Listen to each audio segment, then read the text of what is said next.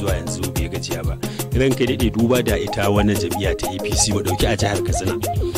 Takanas ta Kano ka zuƙo gari ka zo domin a gudanar da wannan zaɓe na shugabannin jam'iyya wato state congress, kuma cikin hukuncin ubangiji an samu kammala wannan zaɓe.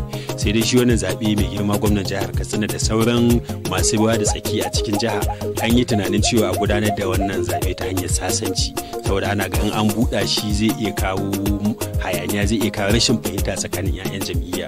Aka gudanar da shi ta hanyar sasanci kuma kowa ya yi na'am akan abin da aka yi. Har yanzu ba a samu wasu korafe-korafe ba waɗanda za a ce sun ci karo da abin da aka yi na sasanci. Daga zuwan ka zaɓen kawowa yanzu menene za ka iya bayyana mana dangane da abin da kake gani shine nasara a ita wannan jam'iyya ta APC? A'udhu billahi minash shaitanir rajim, bismillahir rahmanir rahim. Na farko muna ƙara godiya ga Allah subhanahu wata'ala da ya nuna mana wannan lokaci, domin wani abu ne wanda yake a cikin tarihin siyasa yana da muhimmanci. Mai girma gwamnan jihar Katsina Right Honorable Aminu Bello Masari, dallatin Hausa mu da muka yi rayuwa tare da shi mun san mutum ne wanda yake ko da yaushe da tijo. Ala hakika na san da cewa da izinin Allah idan dama irin wannan dama ta samu, shi mutum ne wanda yake kokarin ya ga cewa ya yi abin da ya kamata ya dace. Tun daga zuwa farkon ita kanta wannan maja, duk abin da aka yi tare da mu aka yi shi. A wannan lokaci wasu aka danne aka samu aka ba wannan mukami. To tun da kuma lokaci ya yi, dama ita ta rayuwar siyasa rayuwa ce take tahiya akan bukatun wasu, wanda yake idan wani ya samu wani kuma ba zai samu ba. Bisa ga wannan dalili mai girma gwamna ya ga cewa ya kamata yanzu ma a ƙara buɗe wannan al'amari domin wasu ma su samu wannan kujera don a samu nasarar abin da ake bukata ya zuwa 2003. So ala hakika an taka rawa sosai, kuma a cikin jihohi babu jihar da ta yi zaɓe na a zo a gani irin jihar Katsina. Kuma muna ƙara yaba mai girma gwamna, kuma muna ƙara tabbatar mashi da cewa wannan al'amari yadda ya yi shi a haka zai zanna. Kuma in Allah ya so ya yarda, ina mai fatan cewa jama'a za su goya wa mai girma gwamna baya domin a samu nasarar kawo wa APC nasara a 2023 insha Allah.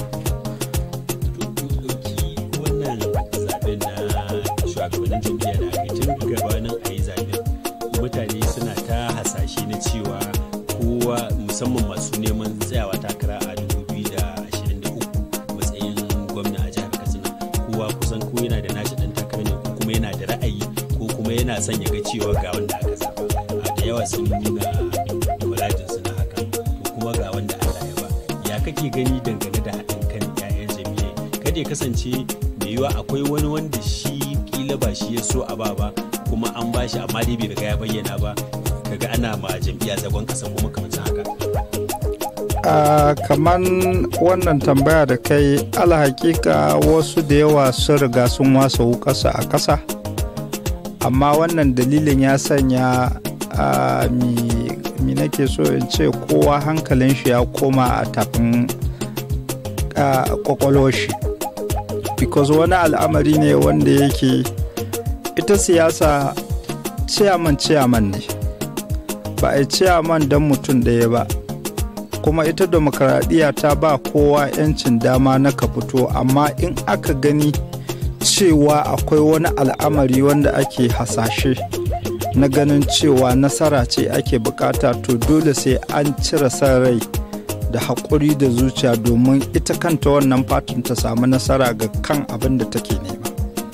So wannan shine zan iya sa yawa wasu duk suka haƙurta da irin ƙorafe-ƙorafe da wani abu, kowa ya yi tunanin da cewa in dai nasarar nan ake nema akan 2023 to gwamma a zawo abin da mai girma gwamna yi. Akwai tunani wanda ake magana yanzu haka wannan kudiri yana gaban majalisa na a duba yiwuwar a ga cewa idan zaɓe ya zo a daina barin delegate su zaɓi shugabanni, a rika barin al'umma su rika su waɗanda suke da katin jam'iyya ya kasance kowa na da damar ya je ya zaɓi wanda zai fito zaɓen share fage ko in ce zaɓen fitar da gwani, ya kasance masu katin jam'iyya su za su zaɓi ba waɗanda suke delegate ba. Ya kake ganin alfanun haka da kuma yiwuwar kasancewa haka tunda abin da yana gaban majalisa? To ni dai kusan abin da zan iya cewa wannan kuduri da majalisa take so ta gudanar kuduri ne wanda yake mai kyau, because a kullu halin idan ana barin al'umma suna zaɓin shugabanni da suke so su wakilce su, to da kusan wasu abubuwan da an samu saukin su. Wannan shine abin da dama ake cewa demokradiyya, na aban mutum ya zaɓi abin da ra'ayin shi yake so, because wajen ɗora mai abin da kayan da baya so shi ke kawo yawanci irin matsalar da kusan ƙasashen nan ma ƙasar Najeriya ta shiga, saboda mutane ne waɗanda yake wasu ba al'umma ne ke gabansu ba, kawai abin da ke gabansu ta yaya za su zo ne kawai su mai da dukiyar baitul malik ta zama ta gidansu. So in ko ana yin ƙato bayan ƙato, su al'umma ai a matsayinsu na mutane sun san waye ne wanda ya kamata mu zaɓa a matsayin gwamna a jihar Katsina, wane ne wanda muke ganin cewa zai zama mai tausayi gare mu, waye ne wanda yake idan ka kai kukan shi kukan nan zai saurin sauraron ka, waye ne kuma wanda zai tsaya ya kawo maka ci gaba ga local government ɗinka da kuma al'ummanka, waye ne kuma wanda yake zai fidda jihar nan daga cikin wasu abubuwa da ake gani. To duk magana ce wadda take ta leadership ɗin nan kuma bai samuwa sai in an zaɓi shugabanni na gari, because idan ba a zaɓen mutane na gari to kullu halin abin da ake gudun ba ma fata, kamar yadda mai girma gwamna yake cewa shi yana fata a samu wani mutum wanda yake za a iya sanyawa a ce ya ma fi shi fiye da abin da yi. To kuma haka muke fata idan Allah ya so ya yarda a 2023 insha Allahu ai producing gwamnan da ba a taɓa yi ba amma history ma in Allah ya so ya yarda. 2015 tun daga lokacin da za a ce aka yi maja aka zo aka samu wannan nasara, kana ɗaya daga cikin waɗanda suka yi dakon ita jam'iyyar APC aka yi yawon tallata, kun yi dakonta a kakun karfi ko karfi al'umma kuka yi yawon tallata, Allah sa aka saida. Ya zuwa yanzu za a iya cewa kulliya ta biya kuɗin sabulu? Alhamdulillahi ni a hidimar siyasa ta kullu halin mutum nake bi. Na bi mai girma gwamna Aminu Bello Masari, mun kawo shi muka yi rayuwa tare da shi bisa ga siyasance, saboda na yarda da aƙidar da Allah ya bashi.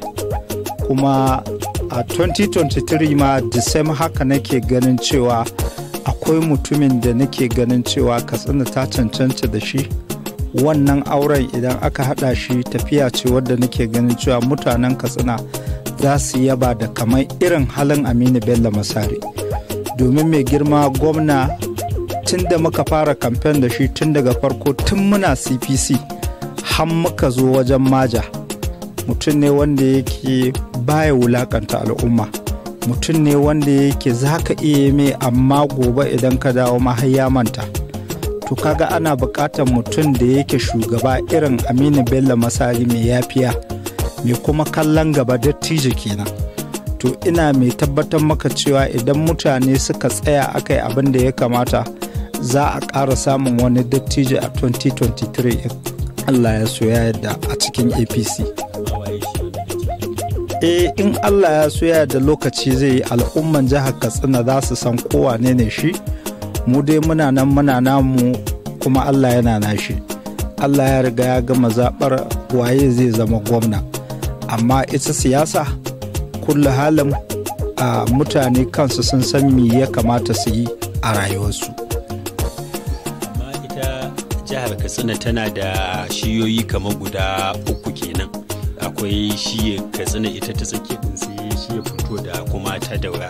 Duka biyun da Katsina da Daura da Funtuwa sun samu wakilcin shugabanci na gwamnan jihar Katsina a cikin wannan jihar. Sai dai ita shiyar Daura bata samu wakilci ba wanda za a ce dan Daura. Daidai cancanta ake duba, kuma kowane ne dai zai kawo ci gaban jihar ne ba ci gaban shiye shi ba. Amma dai wasu ke ganin kamar yanzu lokaci ne yayi na ita shiyar Daura a dubi dominiyarta, kila a ce to ga dama an bata ta zo ta jaraba ta gani. Me ya kake gani dangane da wannan lamarin? Ai ita hidimar siyasa duk damar da Allah subhanahu wata'ala ya ba Funtuwa ya riga ya bata, tunda ita ce wadda ta yi producing shugaban kasa, kuma shugaban kasa Daura daga can ya fito. So kaga abinda muke kallo shine a siyasance ya kamata ne a dawo Katsina santarar wannan takara. Muna ganin cewa ita ce za ta kawo balansin na siyasa, domin mun sani cewa ita ma Daura ba ta ba, amma idan ka duba za ka ga speaker daga Daura zone ne, sannan kuma yanzu haka ga ciyaman sun ƙara samu daga Daura zone ne, sannan kuma ga shi kashi mai girma shugaban ƙasa daga Daura zone ne. So kaga ai makogoron shugaban ƙasa kaɗai da suka zuƙa a siyasance, ai ina ganin cewa sun damƙi ƙaton damƙa. Yanzu kuma tun da Katsina Central dama in ka duba ko a mukamai da aka bada kusan na kusan na federation, ita kanta Central babu wani abin da za ta nuna ta ce ta samu.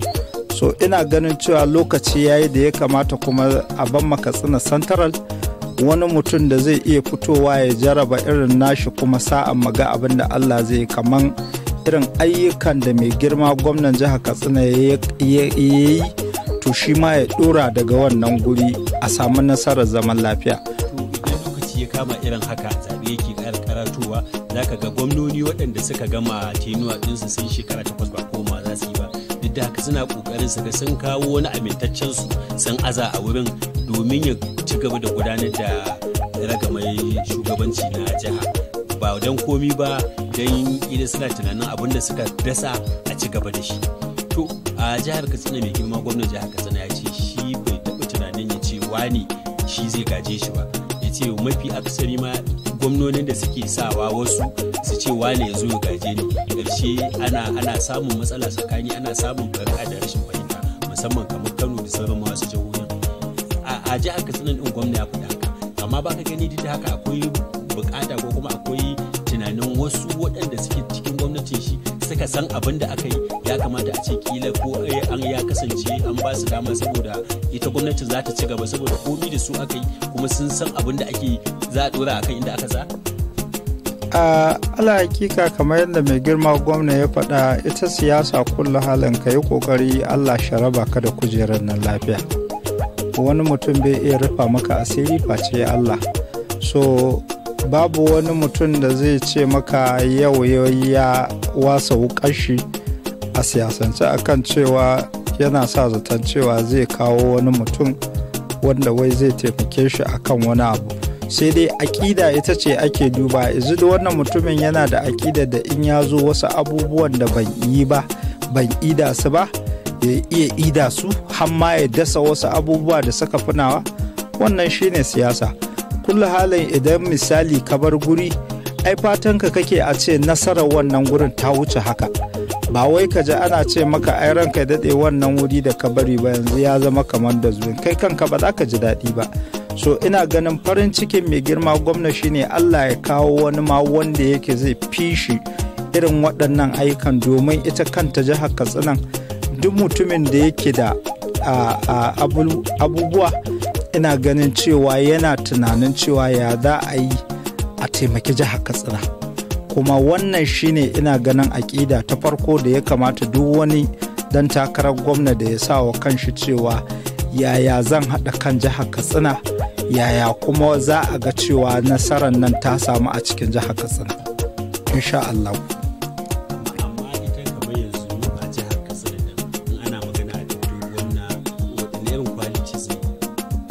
Ganin cewa gwamnan ya kamata a ce ya mallake su kafin a zabe shi ko kuma kafin ma ya nagarta ce kake gani dan takara yana da shi kafin ya kasance ya fito takara an zaɓe shi? Well, abu na farko abin da ya kamata mutane su fara duba akan maganar shugabanci shine capacity na mutum shin zai iya ko ba zai iya ba. Na farko shine yaya zai kasa Katsina a faifai a matsayin cewa a al'amuran kasuwancin jihar Katsina da bai boostin ba kai boostin din shi. Because idan ka riga ka zamanto state ɗinka baka da wani source of revenue da yake shigo maka na al'amura, ba kawai federal government da ka tsaya ka sa ma ido ba ka ce komi sai ta maka. So muna buƙatar shugaba da yake da violence, mutumin da yake da focus, mutumin da yake da energy, mutumin da yake da tunanin yadda zai kawo hanyoyin samarwa jihar Katsina kudin shiga da fice. Shi ne irin shi muke nema, mutumin da zai iya tackling problem insecurity da yake fama wa al'ummar jihar Katsina. Irin shi muke fata, mutumin da zai iya sauraron korafe-korafen mutanen jihar Katsina, ko ƙasa ya gansu ya zanna ƙasa tare da su ya saurare su. Wannan shine leadership.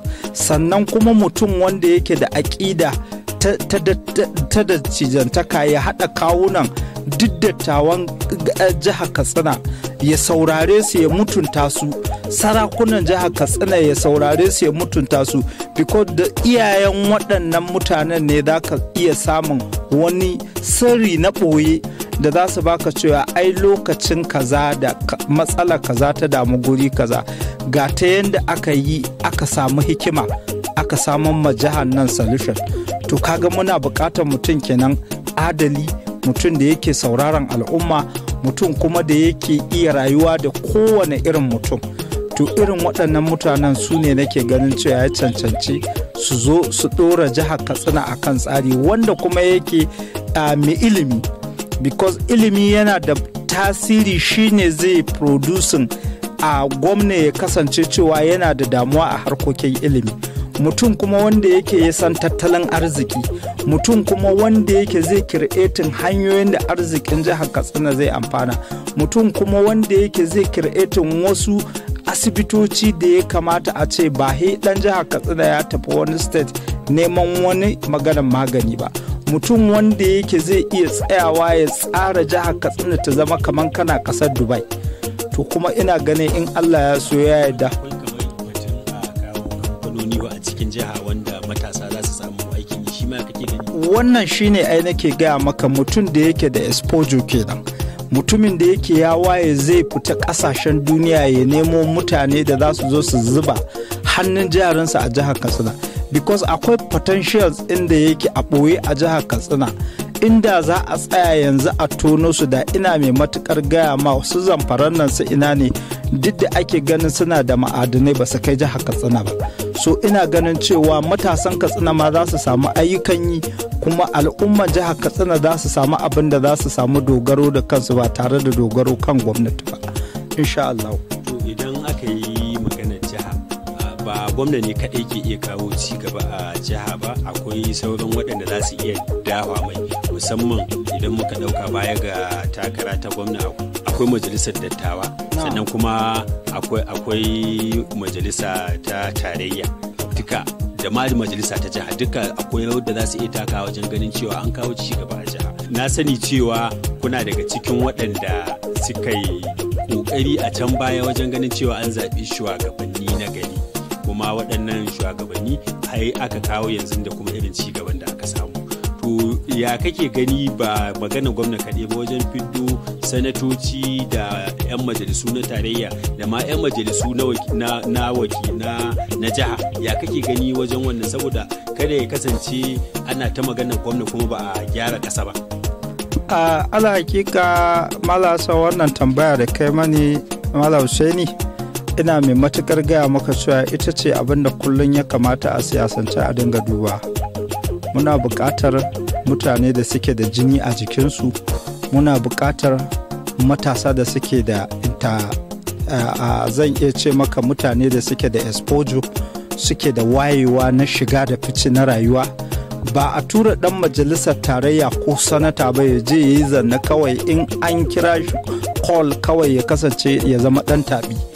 Ba mu buƙatar wannan a 2023. Muna buƙatar matasa da za su ba gwamna support ne, wanda su kansu za su dinga yin wasu abubuwa da za su kawo ma jihar Katsina girma a matsayin ganin cewa lalle mutanen nan sun cancanci su wakilci jihar Katsina. Amma idan ka tura mutum wanda yake bai da exposure bai san ma me ake ce ma Abuja ba, zai ta yi kwanciyar shi ne kawai.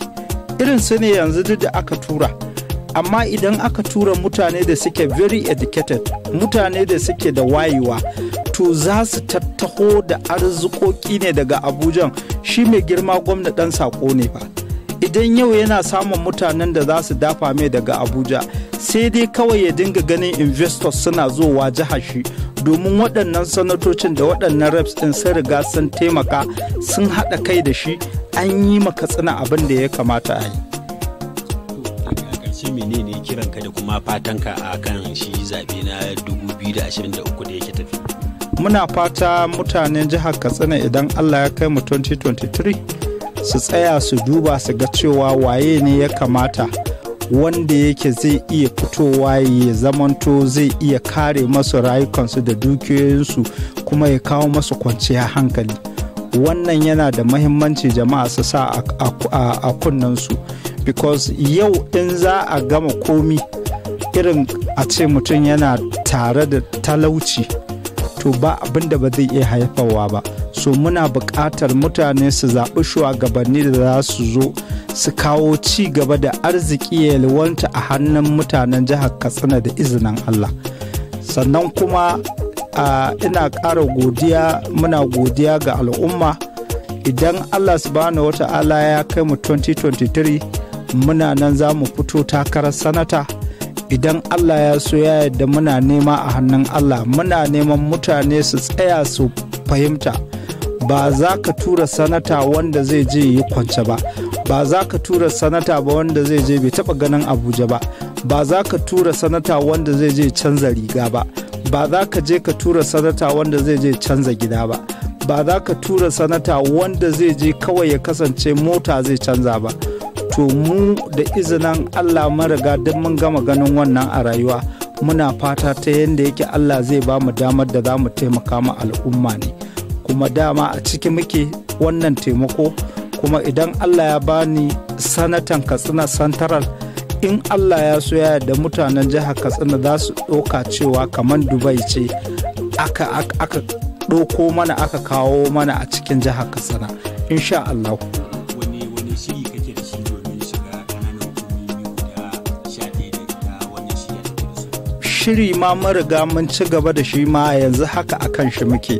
Idan Allah ya so ya yarda suka bani dama na zamanto sanata na Katsina Central, ina mai matukar gaya maka cewa da yadda Allah zan yi wani abu wanda yake zan taimake su, kuma zan tunana da cewa mutanen nan sun bani goyon baya, kuma da ƙashinsu ne zan tafi in yi bugun gaba in ce cewa sun aika ni a gurin wanda suke ganin cewa lalle sakonsu zai je masu da izinin Allah insha Allahu a 2023.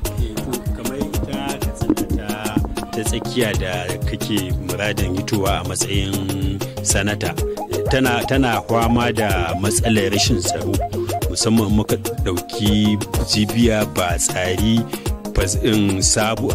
jibiya ba tsari dan Musa da ma dai sauran da Musawa haka amin da yawa jibiya ba tsari safana dan Musa da dutsen ma da kurfi suna daga cikin ƙananan hukumomin da suke fama da rashin tsaro a wannan shiya. Na sani cewa yanzu duk wani shugaba da zai zo ya kawo dubara yanda za a magance wannan matsalar, mutane suna maraba da shi, ba ma wanda ya hito daga wannan karamin hukuma kaɗai ba, duka cikin jihar Katsina ko ma ƙasa baki da za a yi muna da shi.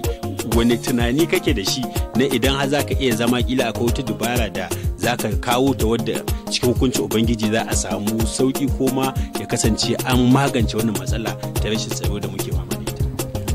Na farko Malam Hussein, ina so ka sani cewa shi ba shi yake da wannan hurumin ba, girma gwamna shi ne security security na state, but amma a matsayinka na sanata za ka kawo wasu hanyoyi ne wanda kake ganin cewa za su iya taimaka ma ita kanta, wanda zai taimaka wa mai girma gwamna, wanda za a samu sauki. So ina ganin daidai bakin gwalgwado na kai yau shekara 20 ina ma'amaloli da ya shafi harkokin tsaro da jami'an 'yan sanda da kuma DSS da kuma su kansu sojoji da na ƙasa da na sama. So daidai bakin gwalgwado idan Allah ya kai mu 2023 muna ganin cewa da izinin Allah zai fidda wannan jiha daga cikin wannan matsala, domin kila wanda zai zo muna ganin cewa ya taɓa kusan zai iya ce maka cewa da izinin Allah ma dai wannan matsala kamar ta riga ta tafi, domin na san da cewa da irin plan inda muke da shi a ƙasa akan maganar security, to da Allah waɗannan local government sai sun fita daga cikin wannan matsala ya zama tarihi, because hanyoyin security suna da yawa wanda za ka iya tackling daga maganar interim border mu ma kanta ta jihar Katsina. Akwai abubuwan da ya kamata a yi su wanda kuma ya kamata tsakaninmu da mu da Nijar a samu kyakkyawan fahimta, domin mutanen na yawancinsu daga nan suke tsallakowa. Idan ba a gama tsara duk abubuwan da za ka yi da Nijar ba, ko ka gama security kowa ne a nan Najeriya, wallahi in dai Nijar ba ta tsaya ta baka goyon baya kusan kana ɓata kan lokaci ne. So ina ganin cewa insha Allahu lokaci zai yi, mai girma gwamna wanda Allah zai kawo na 2023 za mu haɗu da shi, za mu ba shi goyon baya, kuma za mu succeeding akan fidda jihar Katsina daga cikin wannan matsalar tsaro in Allah ya so ya yarda. Kuma ina ma al'umma fatan alkhairi, Ubangiji Allah ya kawo arziki da zaman lafiya da kwanciyar hankali a jihar Katsina. Kuma ina ƙara kira ga jama'a a duk hakan addu'a tana tasiri a cikin wannan matsala da muka fada. Albarkar alkur'ani da Muhammadu Rasulullahi sallallahu alaihi wasallam, Allah zai fidda mu daga cikin wannan matsala. Ina godiya.